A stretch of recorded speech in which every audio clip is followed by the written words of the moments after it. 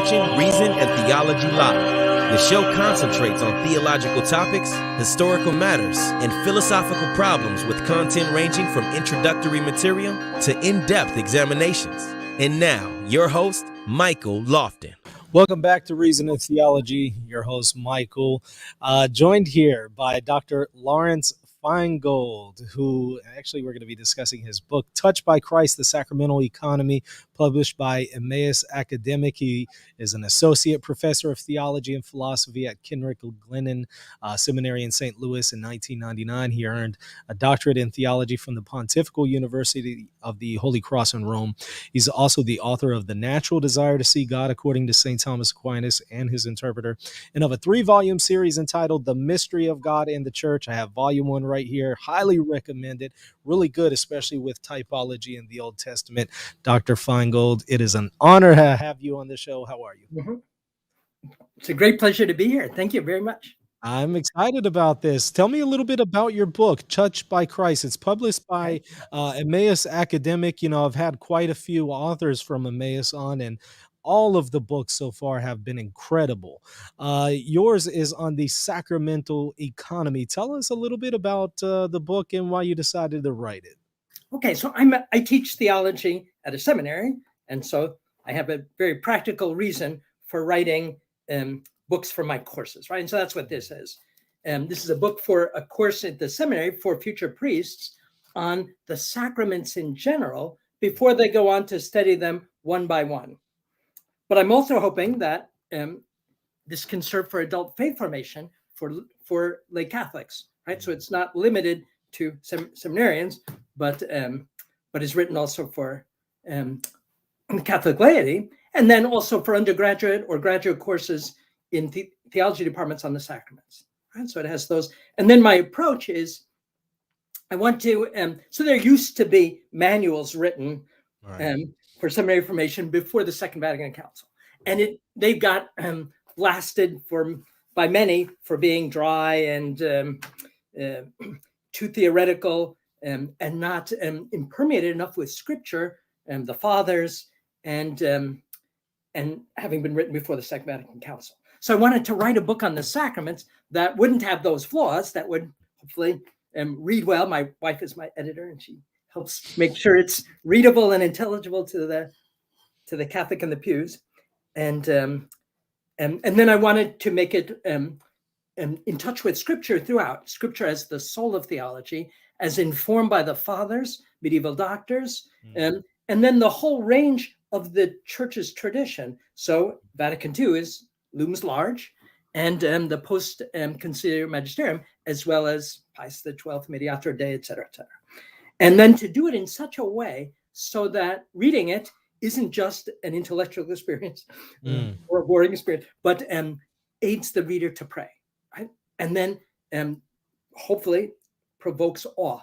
It seems to me, so we say wonder, famous phrase by Aristotle that St. Thomas quotes a lot, that wonder is the beginning of philosophy, right? And that's more true of theology, right? Because theology has far greater wonders. And so I'm hoping that the sacraments provoke awe in Catholics. And then also in non-Catholics, right? It's written primarily for Catholics, but I'm hoping that Protestants and Orthodox will also pick it up to see the Catholic view on the sacraments. So is it fair to say that really when one reads this, they're getting a seminary level education, but in a very practical way and in one that helps you grow in your spiritual life? That's right, and doesn't involve exams. There's always that benefit. I like that. Yeah, exactly. To help someone to, and that's a beautiful thing about seminary formation is that seminary formation today keeps in mind the 4 fundamental dimensions that John Paul II spoke about in Pastoris Dabo Vobis, intellectual, but also human, spiritual, and pastoral, right? And so I try and bring those together, right? Especially the spiritual and the pastoral.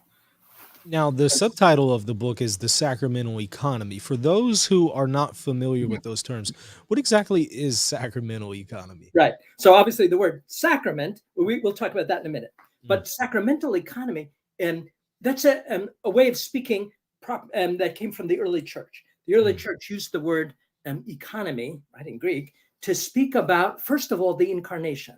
And it's so it sounds strange. What does economics have to do with the incarnation or the sacraments? But they use that term because there's an exchange, a marvelous exchange, right? The Son of God, the eternal Son of God, second person of the Trinity, entered into history and took what was ours in order to give us a share of what is his. So we get an interchange and a distribution of goods, taking our goods and evils, death and crucifixion, but in order to give us his goods, right? And that, so he came into the Logos, the Word came into history and walked on our earth for 33 years, but then ascended out of it, right? Died, rose, but ascended on the 40th day. And but he wants to come into contact in his sacred humanity with every human being. How I'm sorry, I didn't mean to cut you off. No, that's okay. Yeah, so the sacraments are the way that happens. And so he continues to work this interchange. The sacraments take what is ours, right? And we'll talk maybe more about them, human symbols that come from human culture that are sensible, our words, our gestures, olive oil and bread and wine. And then he gives us what is his, sanctifying grace, actual grace, the gifts of the Holy Spirit, the indwelling, divine sonship, forgiveness of sins, and enables our offering, our sacrifice, to be joined to his infinite sacrifice of Calvary. So he takes what is ours so that it, in that case, can be joined to his offering, and then he gives us the gifts that he won on Calvary and applies them to us over the ages. And so their economy really is an apt term in the sense of this marvelous interchange and distribution of salvific goods. You're touching here on the relationship between the incarnation and the sacraments. And, interestingly enough, I just finished a video response where I was responding to Rav Dror, who is an apologist for Judaism, and he was critiquing Christianity. And his big concern is the incarnation. He sees that as idolatry. What would you say to those who say, look, you're talking about God becoming man and this incarnation, and that has an impact on him giving us grace? Where does this come from? How could God become man and give us grace? What's going on here? Okay, well, I can't answer the question, how could? But what we can say is the fittingness. So another, maybe, going back to your first question, why did I write this book? One of the reasons I wrote this book and other works is I think it's so important for us to ask the why questions. Why did God do such a thing? And to think about it and contemplate it and pray about those reasons so that we wonder, right? To provoke that wonder and then to provoke a greater gratitude. And so that's the classic, why did God become man? And so I'd say here two things. First, it continues the very logic of everything that God did with Israel. And that was, even though he's the creator of the universe, he wanted to enter into relationship with us. And he picked Abraham, right? And a people and Abraham's seed and made a covenant particular with them and promised them a particular land, even though he's the transcendent creator. And we could see all this as a kind of self-emptying, right? He's emptied himself of his glory of being the universal creator to become the God of Abraham, Isaac, and Jacob. And that's beautiful, but that's something very entering into a relationship. He adopts them and then he dwells in their midst, right? That's the glory. We could say the first glory of Israel is that God establishes a unique kind of presence. What would we call it? Even like a local presence in the Ark of the Covenant, right? In the tent of meeting, which is brought into the temple in the Holy of Holies. And through this, he dwells in Israel, and in that same place, he has sacrifices offered to him, which obviously aren't sufficient to give him glory, but the very fact that he accepts them and accepts them for the forgiveness of sins. All of these are sacramental elements, and in elements point in some sense, you could say incarnational, and with the logic of self-emptying. And so, yeah, in the incarnation, right, he takes that to the end, becoming man in that people to be the bridegroom in person. So that's a whole nother way of answering it. Can I keep going, or do you want to? Oh, yeah, go ahead. So in the Old Covenant, one of the great themes is God is the bridegroom, and he's betrothing himself to Israel, right? Hosea speaks about that. I will betroth you to me in fidelity and righteousness.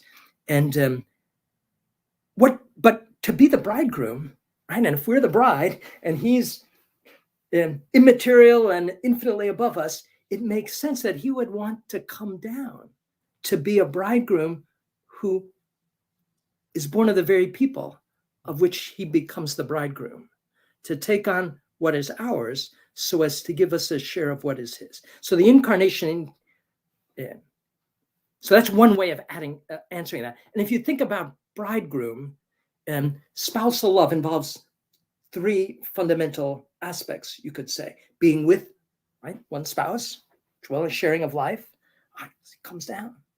Secondly, sacrificing oneself for one's spouse and family. Right? He offered here a sacrifice that we couldn't fully, right? One more pleasing than all sin is displeasing. And he could do that by being the son of the Father. And then third, spousal love involves giving oneself to the beloved fully, a full self gift. And again, the incarnation serves that. And we'll see the sacramental economy is all about that, right? It's through the sacramental economy that the bridegroom is able to give himself fully to the bride, and precisely the sacrament of the Eucharist, where that self gift is full. You know, I love that response, and I think it's extremely helpful. In fact, I like what you're saying about how it's the logical progression, if you will, of the things that have already taken place in the Old Covenant. I was reading Exodus 33 earlier, and it talks about how God would come down and he would speak to Moses as a friend, right? And so it's kind of that the incarnation is that logical progression of that friendship and relationship that he had with Moses. So that's an excellent point that you made. And then maybe we could take it one step further. The Eucharist, as the queen of the sacramental economy, right, takes that one step further still, right? And so that presence that was in Israel now is in our tabernacles. But it's not just some amorphous glory cloud, but it's the very humanity of the Son of God, who continues to dwell in our midst, not visibly, but veiled by sacramental veils. And talking about this, when we're speaking about, you know, the Old Testament and its relationship to the sacramental economy, can you maybe tell us a little bit about Old Testament prophecies and their connection to the sacramental economy? Yeah, great question. So the Old Testament has a growing messianic longing, and that's a big subject. But just simply that there's God's dealing with Israel, entering into covenant with them, forgiving them their sins, and sanctifies their present, but involves always the promise of a greater fulfillment, right? And so that's, we could say, the origin of the messianic expectation in the very broadest sense.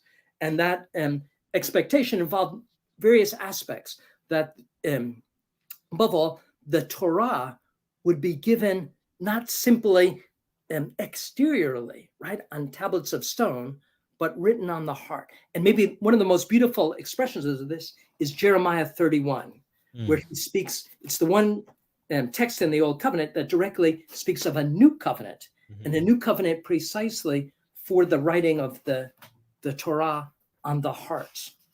31, verse 31 to 34.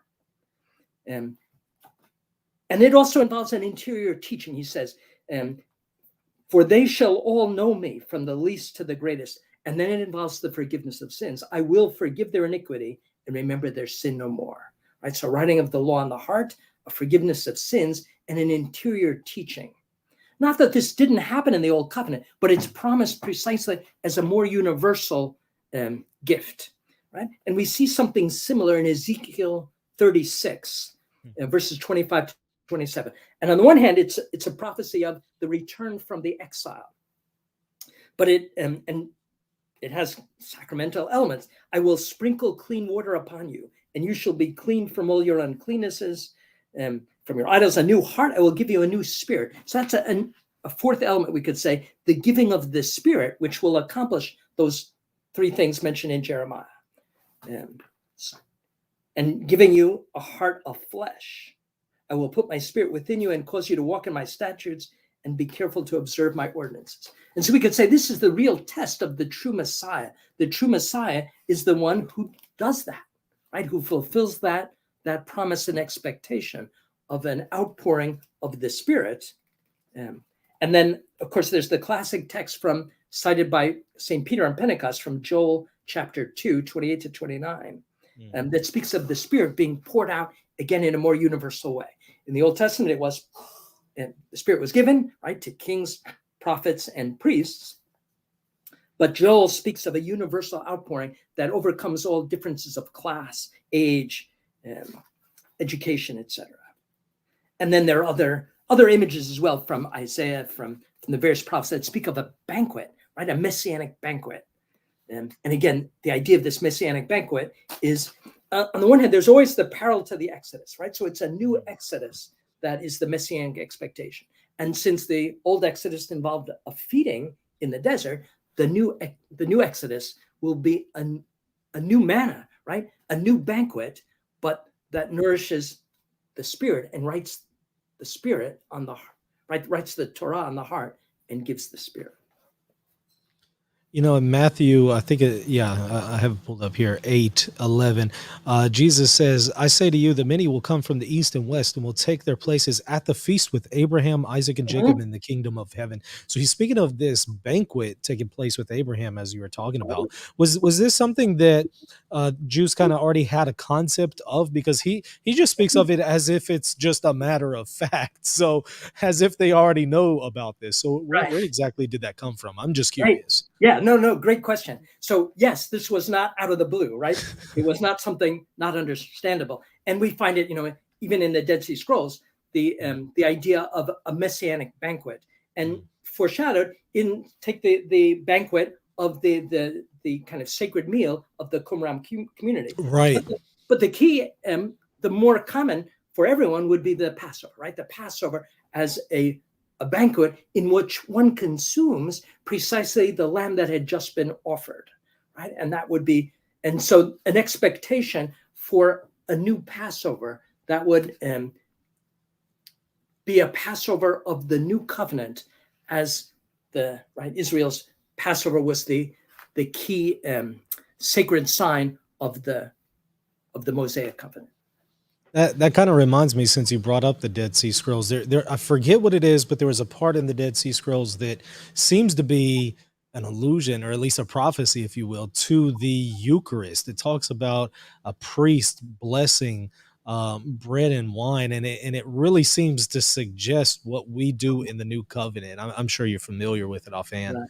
Yeah, and that's alluding to Melchizedek, right? Yeah. So Melchizedek from Genesis as this type, right? And so again, it's not just prophecy, but it's typology and prophecy kind of working together. And it's the idea that God is faithful, but and so what he did in the Exodus, he will do again, but in a fuller way, right? In a way that isn't, that one can't fully understand beforehand. Yeah, that makes sense, because a lot of the prophecies in the Old Testament, they have their immediate fulfillment already then and there in that context. But then you see the sacred authors applying it to something afterwards and applying it to Jesus or the eschaton. And so that makes sense. There's kind of this double fulfillment, I guess, to prophecies. Right. One last point on that.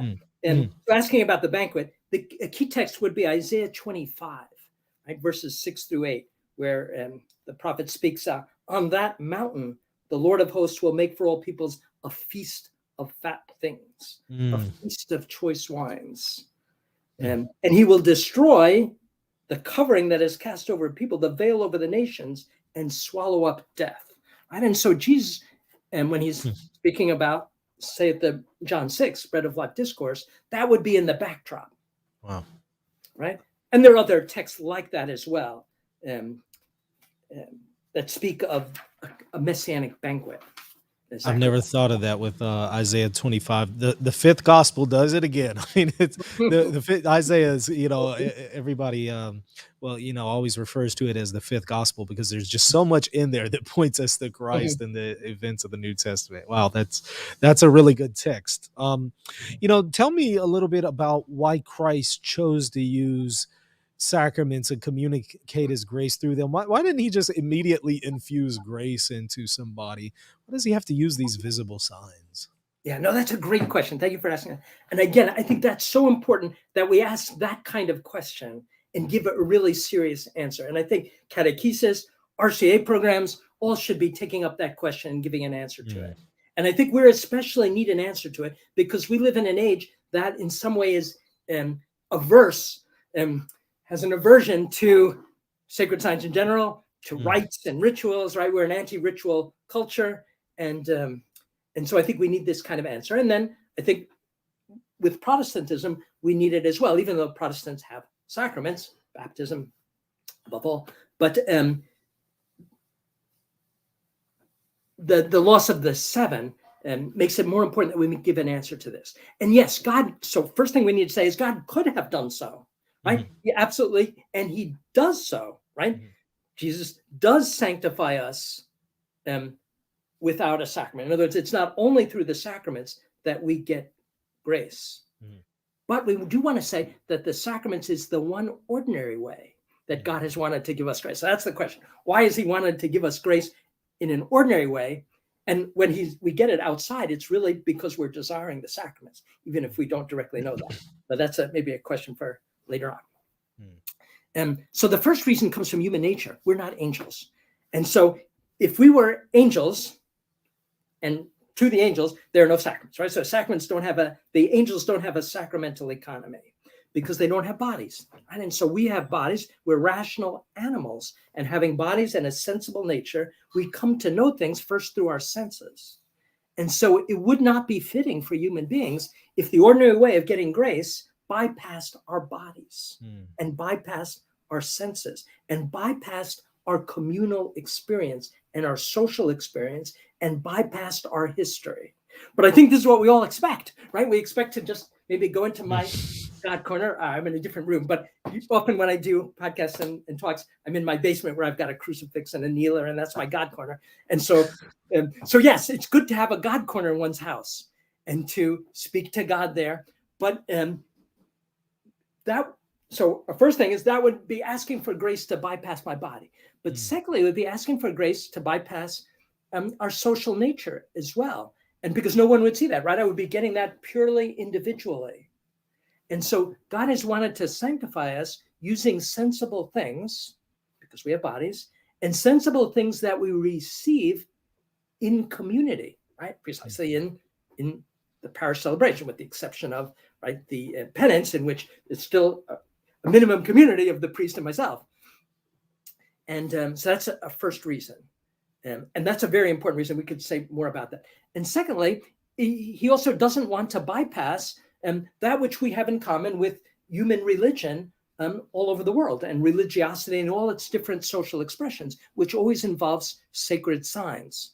Right? Man is by nature a sign-making animal, and therefore, in our religious dimension, we always make signs and express religious worship using signs that also can draw in the whole community. Right, so Jesus did not want to bypass that in us. Point number two, God has become man.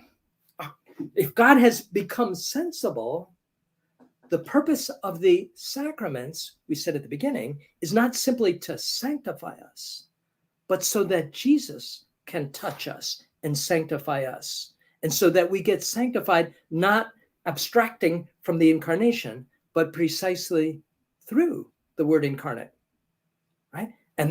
But the Word incarnate has become visible. And so it's fitting that we allow ourselves to be touched by him in a sensible way, whether it's through actual touch, right, as in the laying on of hands, or through the touch of words, or in the Eucharist, the most incredible of all, the touch of receiving him into our bodies.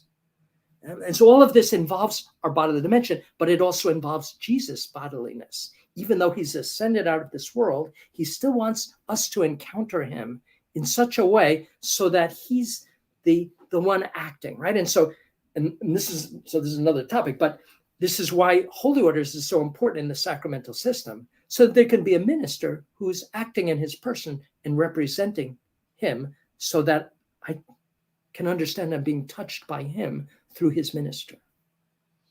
I like that you're discussing the fittingness of this, and it's fitting that God would use these visible means since Right, we we're not have saying he has to bodies. do this. Right. Very important. Exactly. I mean, he could, as you know, give somebody grace in an extra sacramental way, and does, He but always the does. ordinary. Right. Yeah. And absolutely he has to get us started, right? So I'm a convert, right? I was an atheist until I was 29. And so I'm not going to, be receiving sacraments. So if he wants to get my attention, it has to be through some non-sacramental way, right? And so, yes, those graces attracting us are always going to be not directly sacramental, but precisely ultimately to draw us into his sacramental economy. Yeah, it seems like it was Chrysostom who made pretty much the same argument that, since we have bodies, it's fitting that we would receive grace through some kind of visible means. But if we are angels, we would have no need of them. So I think it's a really good observation. Right. Throw in something else there. So there's a third reason. So I gave based on human nature, based on the incarnation, but also based on the nature of the church. Right. So the sacraments have a very profound relation with the church. The church is built up through the sacraments, and the sacraments are entrusted to the church. And so the church, likewise, like her founder, like her head, Jesus, is visible and invisible. And she has a visible body, and that's us, right? That's the baptized. She has a visible hierarchy, and that's through another sacrament, holy orders. And so we encounter her visibly, but we should want to join her, not to join a visible club, but precisely to encounter Jesus's divine life lived in this body, and that's invisible, right? And so the church is profoundly visible and invisible. And so the sacraments also mirror the church, as well as human nature, as well as Jesus Christ. Since we're talking here about the church in relation to the sacraments, so you would say that the sacraments give a visible structure then to the church, which is very different than Protestantism, which tends to see the church as something invisible and intangible. You would say the sacraments give it an actual physical, if you will, maybe a visible structure. Is that correct? Sure. Yeah. And so what's so beautiful is that the sacraments give both the visible dimension and the invisible dimension to the church. Right. So starting with the visible, how do we know who are members of the church? Well, there's a visible sacrament, baptism. And again, what's so beautiful, that sacrament, baptism, gives us an indelible seal. We call that sacramental character, baptismal character, that marks out for eternity those who have been sacramentally joined to Christ, who are her members. Yes, one can separate oneself tragically through apostasy, schism, or heresy, but even if I sin mortally, I separate myself from the life of the church, right? But not from the visible body. I've still been baptized and still have that mark, and so that's very important for making the church visible. And then, secondly, as I said, she has a hierarchical structure that, again, it's fitting that come from above. And obviously, this is a point of difference, Catholics and Protestants, right? And Luther rejected the sacrament of holy orders. But what's so fitting or appropriate or beautiful about the sacrament of holy orders is precisely because every society needs a principle of headship and unity and governance so that there's not anarchy, and especially in the church to represent Christ and to administer the sacraments, right, that we're speaking about. But we wouldn't want that simply to come from below. In other words, from human choice and from human, right? It's very fitting that be something that come from above and thus sacramentally. And so that hierarchy too is given by the sacraments. So the church visible in her extension and in a a hierarchy through the sacraments.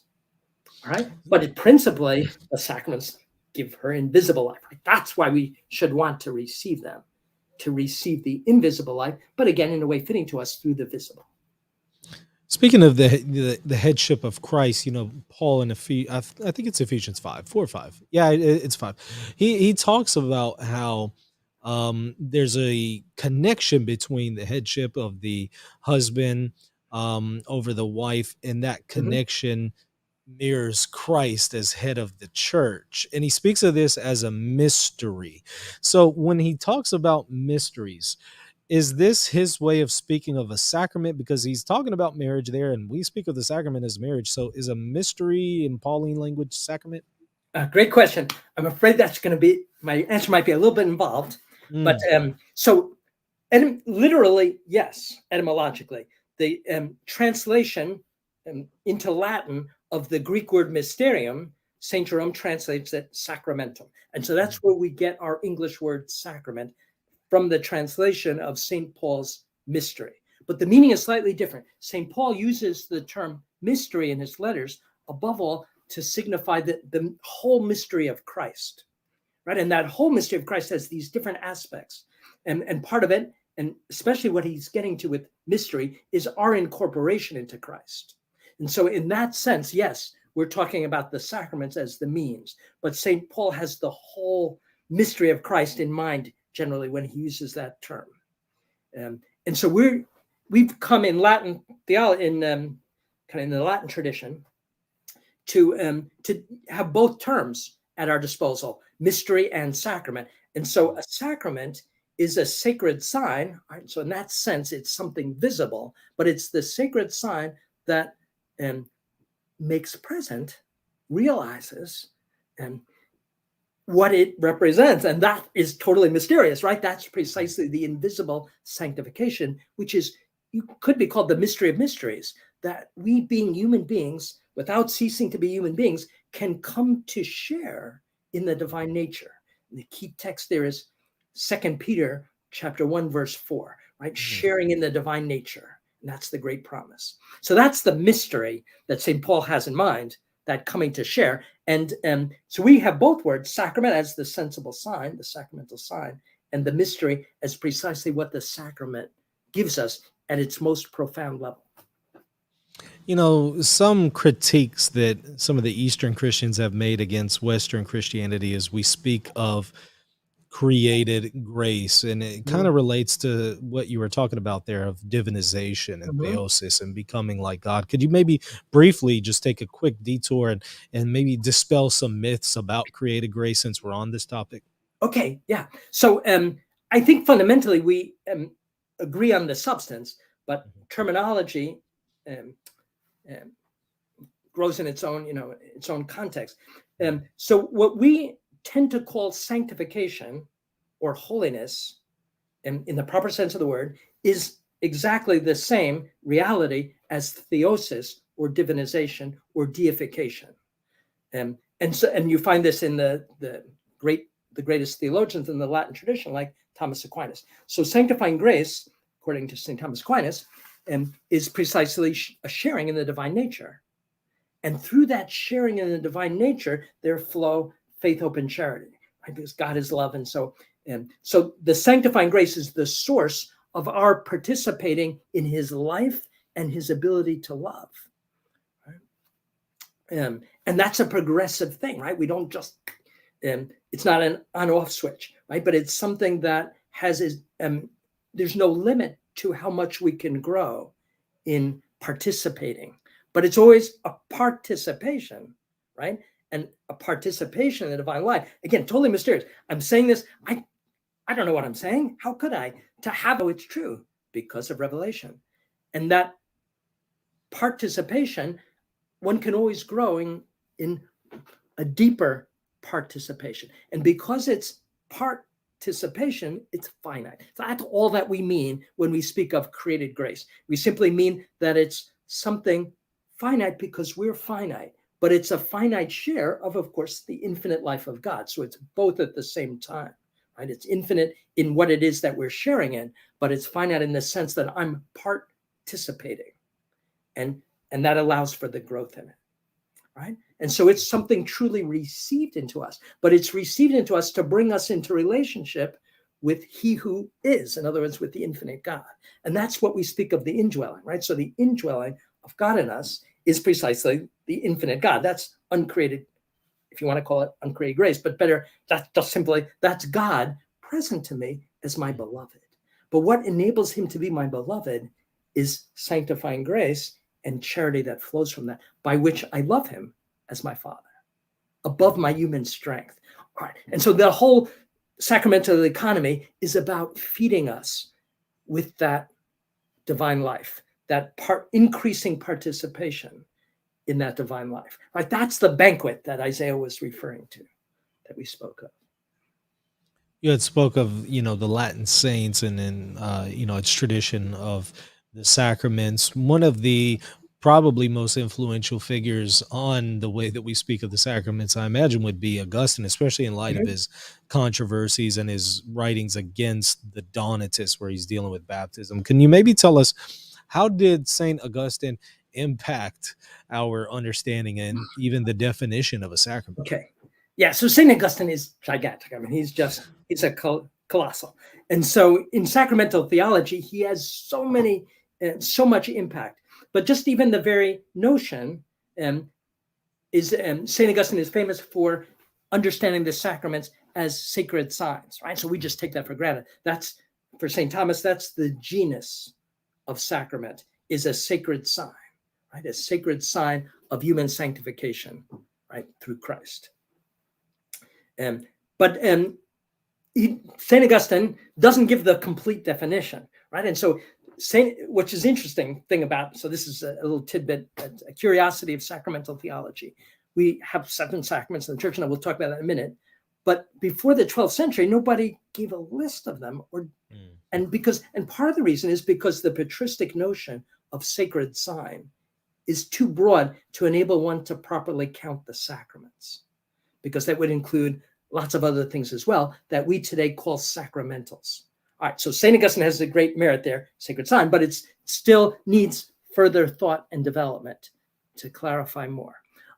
Another thing that St. Augustine has a huge importance for is the notion of sacramental character, right? And you alluded to that with regard to the Donatist controversy. So it's the whole question of whether somebody who's baptized outside the Catholic Church, right, by, let's say, a heretical sect or a schismatic sect. So the Donatists were a schismatic group, whether they have a valid baptism. And so St. Augustine argues, he's not the first, right? This has already been decided, but yes, and so you don't rebaptize them. But what you do is you receive them into the unity that baptism is calling them to. And so in pondering this non-repetition of baptism, right, he comes up with the notion of a sacramental seal. And he, using the analogy of the tattoo or seal that's a legionnaire in the Roman legions would have, by which the emperor, right, their commander, was imprinted on them. Right? And so this is such a beautiful notion that in the sacraments, we're imprinted with our commander-in-chief, Christ the King. He imprints his seal on us, claiming us for himself. That claim is not the same necessarily as my actually being sanctified, because I can be claimed for him and I'm free, and I can resist the claim and run away. But I'm still, his seal is still written on my soul. So this is the St. Augustine isn't the only one, but in developing the notion of sacramental character, St. Augustine is the most important. And from it, he develops really we could say that sacramental character is first and foremost giving us a new identity, an identity in Christ, right? It's Christ's identity as a member of Christ. And again, we have to wonder in this, that we just take our baptism so often for granted. I've been sealed with Jesus Christ. And that's a call, right? And that call, therefore, gives a mission. And that mission is to live the mission of Jesus Christ. And that's even more incredible, right? And even more astounding that he wants to share that mission. And that happens in baptism, and it happens in confirmation. Baptism making me a member, but confirmation, even more awesome, giving me the mission of being an active member in his very mission of building up the church. That's the missionary mandate. And of course, that's why the Spirit is given in confirmation, because that's not something we have to be impelled by the Spirit in doing it, as right Christ was impelled by the Spirit. And so mission is the second thing. And then the third is that very seal is an active seal in giving grace, as long as we don't block it. Right? And so we've got three things there: identity, mission, and the power to do what we're called to do. But again, respecting our freedom, we can block that power. And so there could be a separation between what I'm called to and what I actually am. Right? And the theology of character, as developed by St. Augustine, allows for that. You had, mentioned that there's 7 sacraments. Tell me about the 7 sacraments, if you could just briefly go through each of them. I know you just mentioned a few there, but are there in fact only 7? Yes. And what are they? Right. So only 7, and that's for Catholic, right? This is an easy question because it's a dogma of faith, right? It's defined by the Council of Trent. But what's interesting about this question is the church has had 7 sacraments from the very beginning, right? And we can go through, in just a minute, I'll go through and we'll see where they're instituted by Christ. But what's interesting is we didn't have that list until the 12th century, even though we had them, and we can show that we had them. So that's the church lives by treasures that she doesn't always fully reflect on, and that it takes time to reflect on. Now, the best way to think about the 7, it seems to me, is from a beautiful article by Thomas Aquinas. So he's the master of the why question, the question of fittingness. And so in his Summa of Theology, he asks the question, why is it fitting that there be 7 sacraments and not, 3 or 1 or 9 or 15? And, the simple answer is, well, 7 is one of those perfect numbers. But that's not the answer he gives. He goes through the needs of our natural life and compares them to the needs that we would therefore, by analogy, have in our supernatural life. Right? So the whole thing is resting on this analogy between 2 orders, the order of nature and the order of grace, or the supernatural order. Right? And St. Thomas is a master of this distinction. And so if we look at our natural life, what the obvious first thing we need is to be conceived and born. Right? And so it's fitting that in our supernatural life, there be a sacrament that corresponds to that supernatural birth. And that's obviously baptism, right? And we see Jesus having instituted that. It's the clearest case, right? He speaks of its necessity to Nicodemus in John 3. He mandates it in Matthew 28 and in the missionary mandate. But we see his disciples already baptizing in the end of John 3 and the beginning of John 4. Right? So it's something that was actually happening, Christian baptism, at the same time as John the Baptist's baptism during Jesus' public ministry. All right. Second thing we need in our natural life is a principle of growth, right? What the nature of an animal is that an animal is for growth, and our body, yes, grows to a point, but our spirit and our intellect and virtues are to grow throughout our life. And so we need a principle of growth. And of course, that's confirmation corresponds to that, which doesn't mean, so it's the sacrament that gives us the principle of growing to maturity. It doesn't mean that we have to be mature in order to be confirmed. It's the other, that would be, so I think there's a lot of confusion about confirmation. We think of confirmation as my confirming or ratifying what was I received at baptism, as if I were doing the confirming, right? But no, it's Christ confirming us so that we can grow to maturity. And thus that part of maturity is outward oriented, right? To build up the church, that mission of actively building up the church as prophet, priest, and king. All right, how are we going to do this? Well, we need to be strengthened by nourishment. So just as we need nourishment in our physical life, so much more in our sacramental life, right? So that's easy to see. We're talking about the Eucharist there. And another interesting thing from this is you can see the frequency. There's a fittingness of the frequency of reception of the sacraments, that we're born only once. We're baptized only once. We receive the principle of growth to maturity only once, even though the growing takes a long time. But we need to eat every day. And so there's a great fittingness, and I like three things. There's a fittingness to receiving the Eucharist very frequently, and if we can, even daily. All right, if we never got sick, that would be enough for our individual life, but we do get sick and we do die and need to prepare for death. And so there we have two sacraments of healing, right? The one to heal spiritual illness, which is sin, and the other to aid us in what's humanly the most difficult time, serious illness and preparation for death. And that the way to think of that is to unleash the redemptive power of suffering. So, and that sacrament, so that the healing is penance, and the and again the fittingness of receiving penance frequently. Right. So I think in the post-conciliar church, the danger is that people receive penance far too infrequently. Right, once a year if we're lucky, but we get sick rather frequently in our physical life, and we tend to it. Right. And so likewise in our spiritual life, and this sickness is of two kinds: grave sin, right? So mortal sin that would kill my spiritual life, or venial sin that doesn't kill it, but blocks the growth of charity, right? And is a detriment to the working of charity, right? And so there's a fittingness of receiving that sacrament frequently as we need it, but not as frequently as nourishment. Preparation for death, again, will be more rarely received because I've never received that sacrament. But what's beautiful about the sacrament of anointing the sick, it's part of the Christian paradox of when we're weak, we're strong, right? So the Christian paradox turns the Sermon on the Mount, right? The Beatitudes that turn things upside down, right? The world praises wealth and blessed are the poor.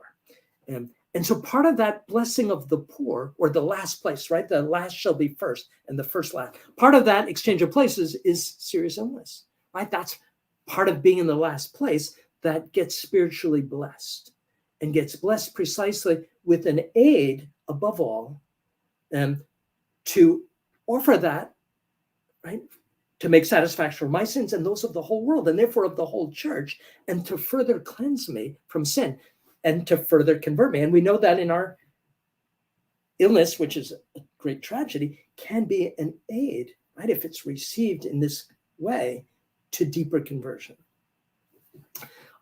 We're not just individuals, though. So I give 5 there. There are 2 more sacraments, and that's because we're social beings. Right? And so as social beings, there needs to be a social headship, just as there is in our natural life, right? And that's governance in all the different levels, right? In the family, the parents, in local, and on the level of the locality and the state and the federal government, et cetera.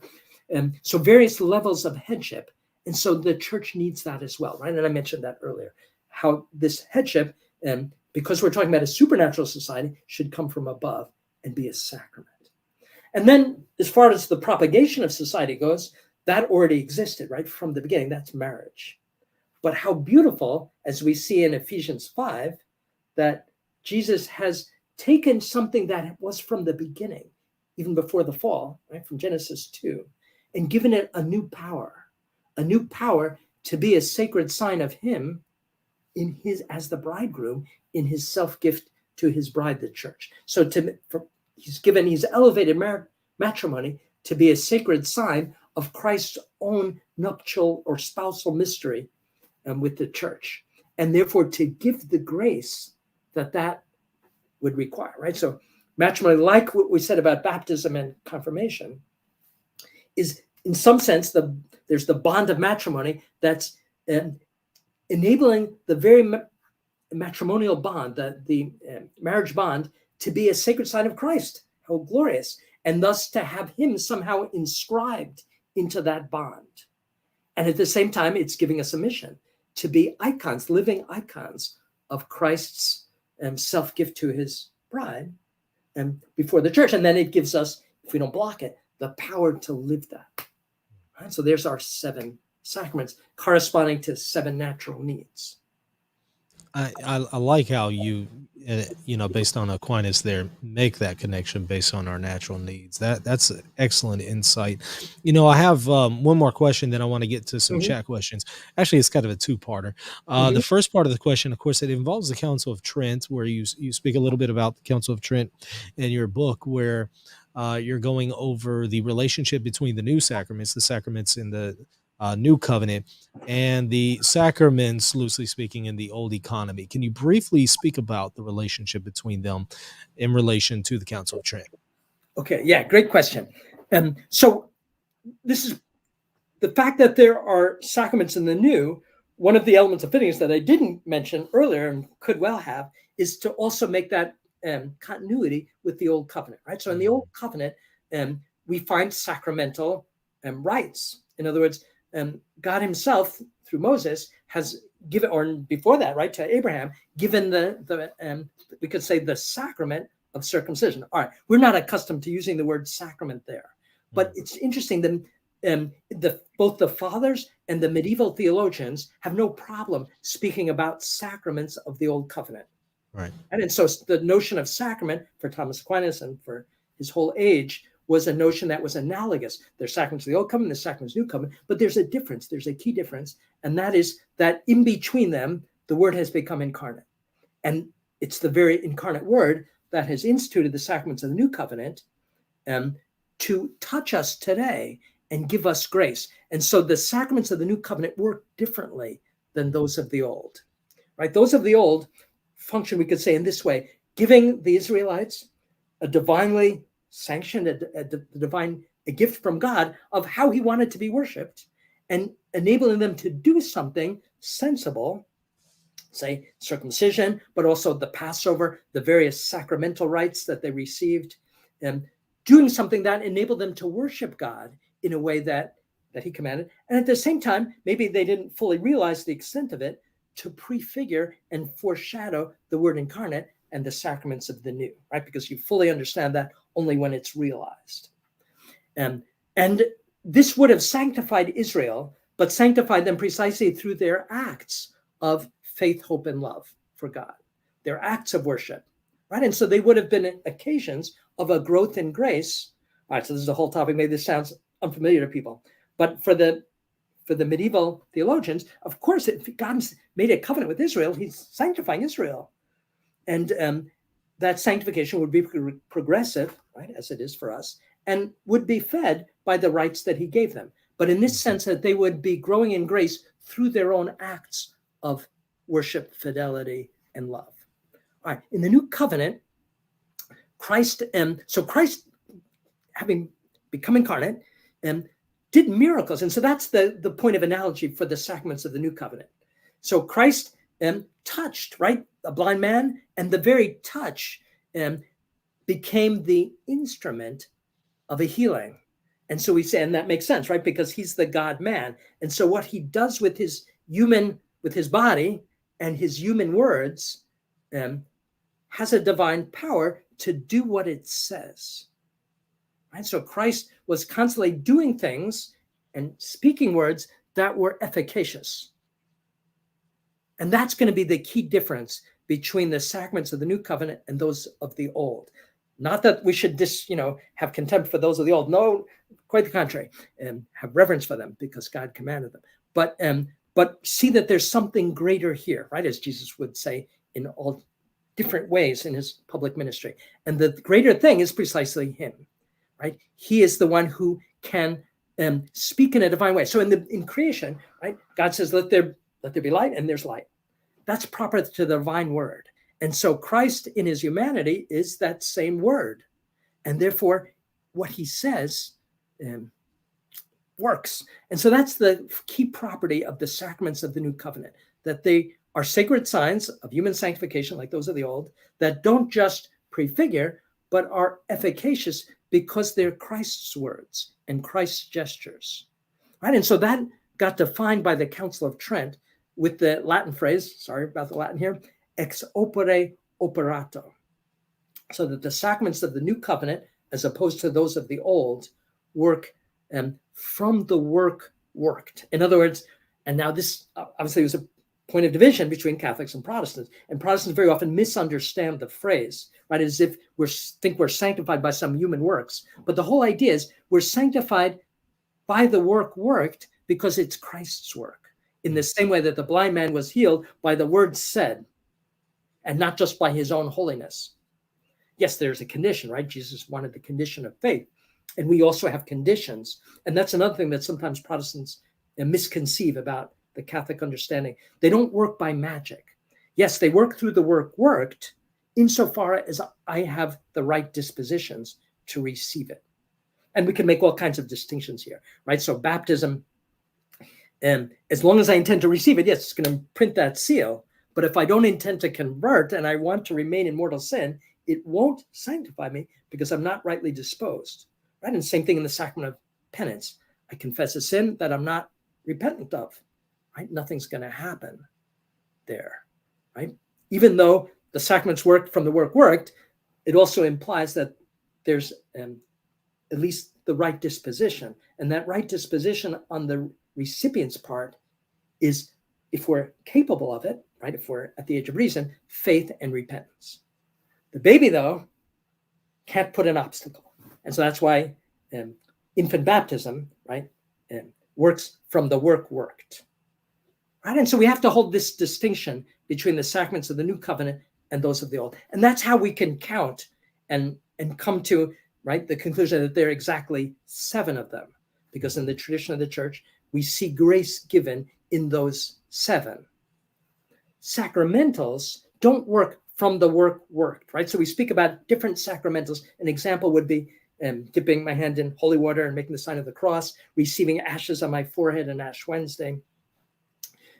Various things that happen, right? The palms on Palm Sunday, etc., that happen in the liturgy, but aren't the very sacramental nucleus. And so we say that those help us to be disposed to receive the sacraments, but they don't give grace from the work worked. Right? And so the key thing to the takeaway, sacraments give grace from the work worked because it's Christ's work right now. He's acting right now in every sacramental celebration. And that's what Catholics need to be more stunned by. You know, follow a question to that, and last one before I get to just a few chat questions, if you have, if you still have some time. One thing that we see online, especially, is that the Council of Trent, basically, allegedly, definitively condemns anybody who is circumcised, and the argument is, and that not only anyone who's circumcised, but not even for the purpose of being justified, just simply the act of it. Can you maybe explain what's going on with Trent and circumcision there, and what's the truth on the matter? Okay, it's the Council of Florence. Oh, I'm sorry, but why did I say Trent? No Florence, yeah. So that's in the 15th century, right? The mid 15th century, right. And it's the decree to the Jacobites that does that. So and the purpose of the Council of Florence here was reunion with the separated rites of the East, right? And so there are different decrees in the Council of Florence, and it's this one for the Copts that spoke about circumcision, because it seems that the Copts were doing a kind of circumcision. Now, this is a bit out of my territory, the history of Coptic liturgy and worship, so I don't know the full details. But it was for that reason that the Council of Florence said that. And the difficulty about reading a decree like that, and so there's an obvious difficulty, right? And tons of people are circumcised, who, right? So I was circumcised in the hospital, not because my dad was Jewish atheist, but I was circumcised not out of respect, I suppose, for the precept of God to the chosen people. And lots of Christians are circumcised, right, for health reasons or other reasons. And so it seems very disturbing when we read in the Council of Florence a statement that says that would be incompatible with salvation. And so you have to always look at the context in church documents, just like in Scripture, right? So you can't read Scripture not looking at the context. And likewise, for tradition and magisterium. And so knowing that context of the Copts is helpful. A second thing is, in reading magisterial documents, you have to distinguish between what is doctrinal and what is disciplinary and pastoral in its purpose. And what is doctrinal, if it's said infallibly, in other words, with the full intent to define an issue, then it can't right? It's not reformable. It can't be changed. And so people often get the idea that everything that's in a council has that intention to teach infallibly, and that's not true, right? And so that's the first thing. Second Vatican Council didn't, so the great majority of the teachings of the Second Vatican Council are not using the charism of infallibility. And so you can't just assume because in the Council of Florence, it's an infallible teaching.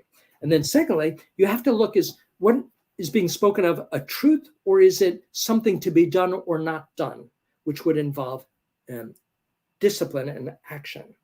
And so in disciplinary matters, obviously we're to obey, right, legitimate authority, but only insofar as the legitimate authority wishes to continue that disciplinary action. So here's an example of this. The Council of Jerusalem that we read about in Acts 15 gave a disciplinary precept, right, not to eat the meat that had been not slaughtered in a kosher way. In other words, so we're not to eat meat that had been strangled or that had the blood in it. All right, that's not a moral precept. That's a ceremonial precept of the old law. And what we see happening there is that the church can continue a ceremonial precept from the old law in the new covenant for pastoral reasons. And the reason here was to make peace, right, between the Gentile Christians and the Jewish Christians. But we don't need to go to confession if we had blood sausage in the church, right? Because that precept is no longer in force. How do we know it's no longer in force? Well, it was never formally abrogated, but it just simply fell out of use because the context in which it was written for no longer applies. And I think that's the way to see this question from the Council of Florence. There's the doctrinal part is the distinction that I just explained between the sacraments of the Old Covenant and the sacraments of the New.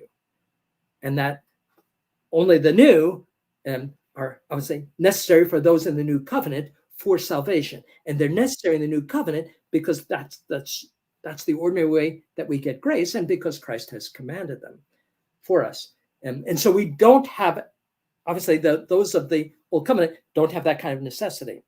But to say that they would harm our salvation would only be so if there's a particular precept, disciplinary precept against them. And that might make sense in one period of church history and not in another. And I think there's all kinds of, there's a lot to be said about this. And a huge reason for the difference is in church history, tragically, there's a long history of anti-Semitism. And that conditioned the views that, so great fathers who are doctors of the church and saints sometimes say things in this regard about the Old Covenant that are too negative in their bias. The church lives in history and in time, and the church, because she lives in history and time, is affected by the blind spots of society in that time in which she lives. And yes, she has a guidance, right? But so I think that the experience of the Holocaust in the 20th century and many other things, the Second Vatican Council with its document Nostra Aetate, and even the ecumenical movement has given us a new sensibility with regard to questions like this. And so I think that, that we should simply regard that precept as a disciplinary precept that no longer is in force. Excellent. Now, this one is from Nick Monk. He's asking, well, he says in 1 Corinthians 6:11, Paul says, but ye are washed, ye are sanctified, ye are justified in the name of the Lord. Past tense, as though it is done, not continuous. What do you say here? Great question. So both things are true, right? So the glory of the sacraments is that they work in the present when we receive them, right? So baptism has washed us, and there's an effect there that occurred at that moment, which would be the imprinting of character. And if I was rightly receiving it, in other words, with faith and repentance as an adult or baby, every baby rightly receives it, it's going to immediately have a sanctifying effect as well. But it's given for our whole life, and therefore it's active today. Right? So this is such a beautiful thing. And we need to wake up people to the power of baptism in our life right now, today. But we have to call on that. And I think that can be something that there could be common ground there with Catholics and Protestants, right? In fact, Protestants can often put us to shame as Catholics in their reverence for baptism and its present power, right? And so this present power comes from the fact that that character is sealed on me forever. And therefore, it's a power to enable me to live what baptism represents. All right, baptism, the sign of, Paul tells us in Romans 6, is a sign of Christ's death and resurrection. And therefore, baptism works throughout our life in giving us grace to put sin to death and the old man to death and to live the new life of Christ. This one is from Colin Gordon. Dr. Feingold, great interview on the Classical Theism podcast. Can you please suggest pre- and post-Vatican II authors to read on holy orders and the sacramentality of the episcopate? Wow, that's a difficult question there. I'd have to look that up. What would be the best authors for that? So there's a key text is Pius XII's Apostolic Constitution, Sacramentum Ordinis, in which he deals with this question. And then the Lumen Gentium, so the second Vatican, maybe the most important text would be Lumen Gentium, where it speaks precisely of the sacramentality of the episcopate, because that was a disputed question, right? In the time between Trent hadn't settled that. And many fathers and doctors, including Thomas Aquinas, saw the episcopate as above all receiving jurisdiction and not giving a new sacramental character. Right? And the Second Vatican Council settled that it does, right? That gives the fullness of holy orders and that there's a corresponding character of that. And so this would be a development worked by the Second Vatican Council. Yes, there are a number of excellent authors to read about this. So Gallo has a work on, but I'd have to look up Aidan Nichols. I mean, there are lots of excellent works on holy orders in the post-conciliar period. This one is from Viva Cristo Rey. Is it true that in Judaism, the laying on of hands meant the transmission of power and authority? Yeah, so the laying on of hands is a sign used in Israel, but it has a certain universality, I think, because it's something in the nature of the laying on of hands, especially onto the head, that indicates a transfer of headship. And so we see this in the Old Covenant in the ordination of Aaron, and even in rabbinical Judaism, at least at a certain period, in rabbinical ordination, a laying on of hands, right? But above all, associated with the high priest. And yes, and I think it in some ways speaks for itself, the idea of passing on of headship to another. And what's interesting in the New Covenant is that sign is received for two sacraments, right? For confirmation and for holy orders. And because in both cases, there's a transfer of headship, but of a different kind, right? In confirmation to sharing Christ's mission as prophet, priest, and king, but in holy orders to share in that in the person of Christ, so as to administer sacraments in his name. There's a final question here from Thunder Thumbs. Can you explain why some people prefer the sacraments done in the old rite versus the modern rite? Is there a difference in grace? So the second part is easy, and there's no difference in grace, right? The sacraments, so this is something I didn't explain, that probably should have. The sacraments, all 7 sacraments, give sanctifying grace in slightly different ways. So I'm sorry, I'm going to answer the second part before I get to the first part. Baptism, giving it the first time, penance, restoring it if it was lost, and the other sacraments all feeding it and helping to grow. And so in that sense, the effect is the same for all 7 sacraments, and there wouldn't be a difference whether one's receiving it in the liturgy of Paul VI, and that is the Novus Ordo, or before that in the pre-Novus Ordo form, which we call the extraordinary form.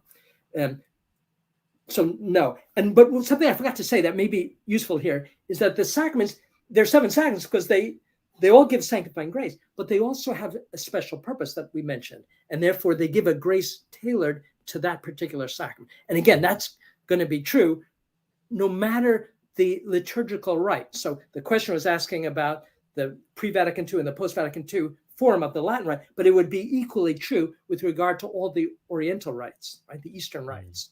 And so, yes, the Eastern rites have 7 sacraments, same graces, right? The same sanctifying grace and the same sacramental graces from each sacrament. And that's for the particular purpose, right? So the Eucharist to nourish us with love, with charity, and charity for God and neighbor. So that's like the most all-encompassing confirmation, right? To give us that spiritual maturity to act. And again, so it doesn't matter in what's, and I think we get so hung up on the liturgical wars. And I think that's so detrimental. Sorry, I'm speaking passionately here, because we're missing what's so crucial. And that is the all before the sacrament and the thankfulness for the sacrament independently of the liturgical rite in which it's given. And so we should have reverence and respect for all liturgical rites, right? East and West, pre-Vatican II, post-Vatican II. But we receive them from the church. And so since I'm a member of the Latin Rite, I receive from the church the rite that she gives me. Right? It's not about my preferences, right? It's about Christ sanctifying me through here, as that's the principal thing, and the church giving us a form, right, that has a whole history and tradition and richness. Dr. Feingold, I could listen to you for hours. Excellent answers. I've really, really enjoyed this. There's so much more we could discuss. You address so much more in your book. Everybody check it out. Touched by Christ, the Sacramental Economy. Again, published by Emmaus Academic. I'll put a link there. In fact, there's already a link in the description. Definitely check it out. Dr. Feingold, thank you so much for coming on. You're welcome on the show. Thank you so much. I really enjoyed it. Great questions. I enjoyed it as well. Learned a lot, especially. Everybody, thank y'all for watching. Don't forget to comment, like, and subscribe to the channel if you haven't already. Also, check us out, patreon.com/Reason and Theology, if you want to support what we're doing here so we can continue to provide this free content. And also, you can get access to extra content if you become a patron. All right, that'll do it. God bless. Until next time. Can a personal planner really make you a saint? The truth is, many of us spend our lives running from distraction to distraction, and even for dedicated Catholics, our quest for sainthood often takes a backseat. The Saintmaker is the first high-performance planner for the spiritual life, made by faithful Catholics for faithful Catholics. Combining the practices of Catholic faithful throughout time with the science of personal productivity, the Saintmaker will help you grow in virtue and structure your spiritual life while getting organized and achieving ambitious goals. And that can help you become a saint. The Saintmaker is a beautiful, easy to carry, and well-crafted companion to your Missal, Bible, and Rosary.